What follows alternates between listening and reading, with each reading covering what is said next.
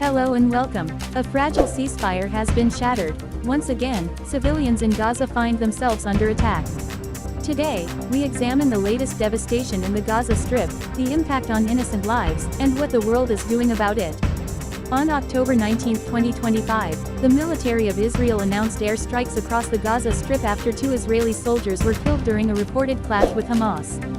According to Gaza's health ministry, at least 44 people were killed in these strikes, many of them women and children.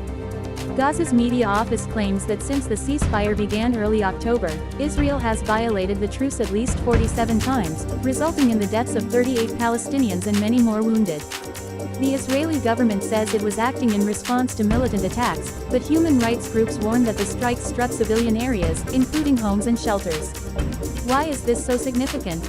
Because this conflict is not just about bombs and borders, it's about human lives. When bombs hit homes, schools, and displacement camps, they tear apart families and futures. According to Amnesty International, there is strong evidence that Israeli strikes in Gaza have repeatedly failed to distinguish between military targets and civilian shelters, meaning civilian deaths and destruction may amount to violations of international humanitarian law. For the United States and its audience, this raises serious moral and strategic questions.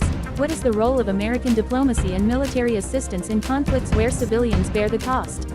On the ground in Gaza, the scene is grim. Families are seeking refuge in what they believe to be safe zones, yet those zones are also under fire, as seen in incidents at refugee camps like Al-Mawasi. Children are among the victims. Entire families have been wiped out in single strikes. Moreover, aid trucks and humanitarian convoys continue to face blockades and delayed access, worsening the crisis. From an American viewer's perspective, this is not a distant war, this is a humanitarian disaster that calls for attention, advocacy, and accountability. As this ceasefire falters and the violence resurges, the safest place in Gaza may no longer exist. The world is watching, the United States is pushing for aid to resume and for diplomacy to hold. For now, the most vulnerable continue to suffer.